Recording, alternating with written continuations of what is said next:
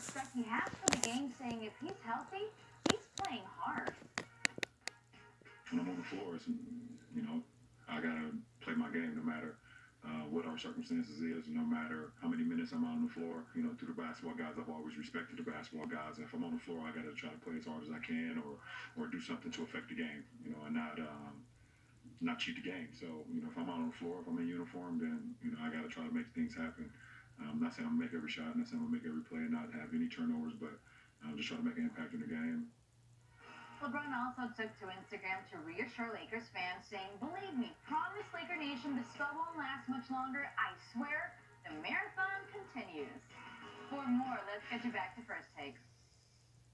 Tony, thank you kindly. Welcome back to First Take, coming to you live from the Seaport District at Pier 17, brought to you by Chase. All right, the LeBron Lakers experiment hasn't exactly gone according to plan. The purple and gold officially out of playoff contention. You just heard and saw LeBron's comments about the future after his 8th triple-double of the season and Sunday's win over the Kings. Even it. Is LeBron letting himself off the hook here? Yes, he is. And allow me to explain. I'm not talking about his willingness to play hard and play the way that he plays. That's a testament to his greatness. We should all not just respect it, but appreciate it, because with the championships, with the MVPs, with the money that he has earned, he could easily take off and nobody would be able to say a damn word. And he hasn't done that. So it's mad props to him for that. Here's where I'm telling you he's letting himself off the hook. Here we go. When he tweets out or whatever he did, whether it was tweet or Instagram, when he was talking about Laker Nation, this side gonna come to an end. We gonna make the playoffs. Damn that. Damn that. That's not why you're in LA. And I'm not speaking as much to LeBron as I'm speaking to that damn Rich Paul and any of his friends that is associated with LeBron that want to sit up there and talk about the 3 championships, the 4 NBA League MVPs. I don't want to hear that. You came to LA for a chip. If LeBron James does not win a championship in LA, other than Elgin Baylor, who retired in 72, the same year they won the title, he will be the greatest marquee player to ever wear purple and gold and not deliver a chip to the Lakers. Period. George Mikan did it. Jerry West did it. Kareem Abdul-Jabbar did it. Wilt Chamberlain did it. Magic did it. Shaq did it. Kobe did it. LeBron would be the one who did not. Now, if you don't end up doing that and we look back and we reflect on your career, that's different. You see what I'm saying? Yeah. If you want to take that kind of attitude, Rich Paul, if you want to take that kind of attitude, all right, when his career is over, I got no problems with it. None whatsoever. But you can't be playing right now with 3 years left on your deal and you talking about it don't matter what he does. Hell yes, it does. To Laker Nation, it does. It matters to them. They care. They don't want to hear, "Oh, I've got nothing to prove." Damn that. What the hell we coming to the Staples Center for? You damn right you got something to prove until you don't.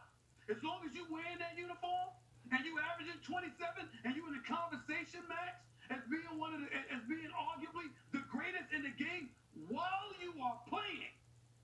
You want to hear nothing about no damn playoffs? That's expected. You would have been there, by the way, if he hadn't got hurt. So let's be clear about that. They'd have been in playoffs if LeBron hadn't got hurt. But what I'm saying is, don't be acting like, "Oh my goodness, we're going to end this playoff slide and that's all we got to do." Damn that.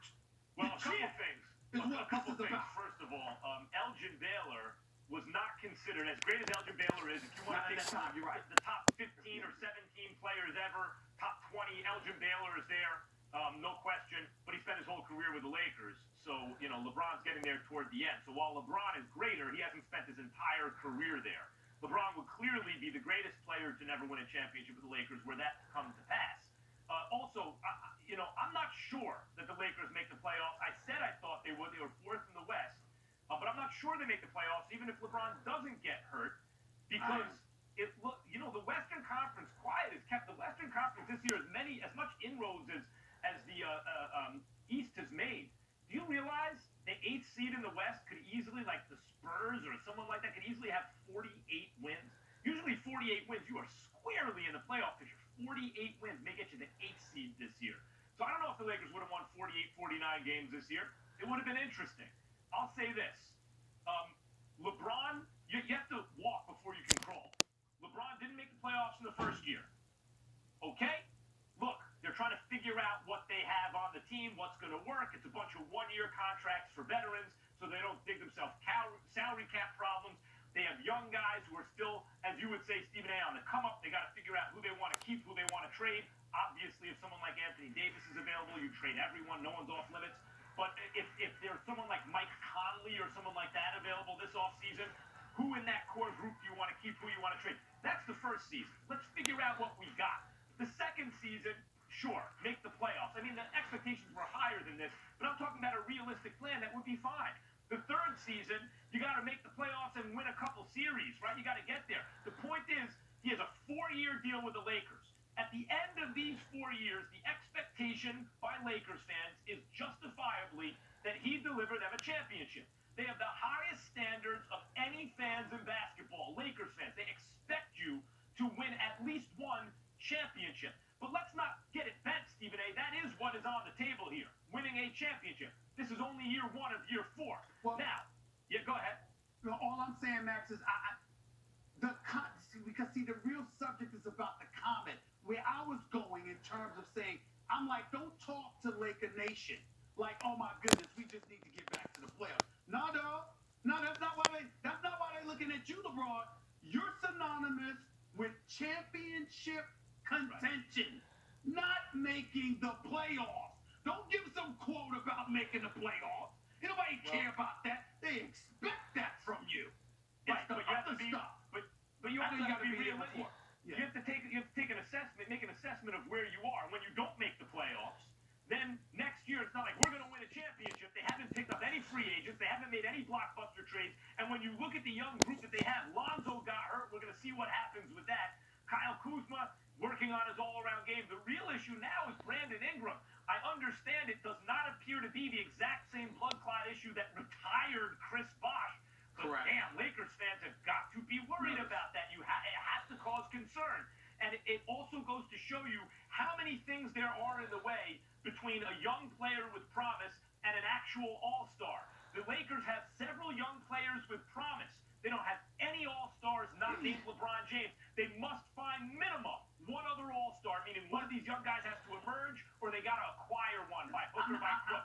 I'm not getting on you for being obvious. I get that. Please, I'm not getting at you like that on this particular conversation. What I'm saying, Max, is this. This year, we weren't even judging them accordingly. We understood from the moment LeBron went down and they started struggling that this was going to be an uphill climb. What I'm saying is when he wants to piggyback off this season and give a quote about, oh, we going to make it to the playoffs. No, bro, don't get this confused. But next year. I'm saying that, but what I'm saying is that nobody is thinking about that when it comes to LeBron. That's a foregone conclusion.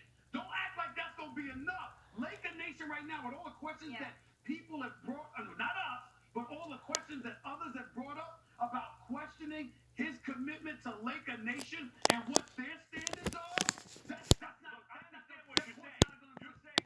suffice. I understand what you're saying. It's like, LeBron, don't be slick and slip in like a lowering of the standard. Yeah, what I'm saying is, he does have 4 years. This was year 1. We are coming up on year 2. Let's wait and see where they are. Remember, when he got to Miami, not 1, not 2, not 3, not 4, and he realized, wow, winning championships is hard. Let's not get out ahead of our skis. Let's walk, crawl before we can walk.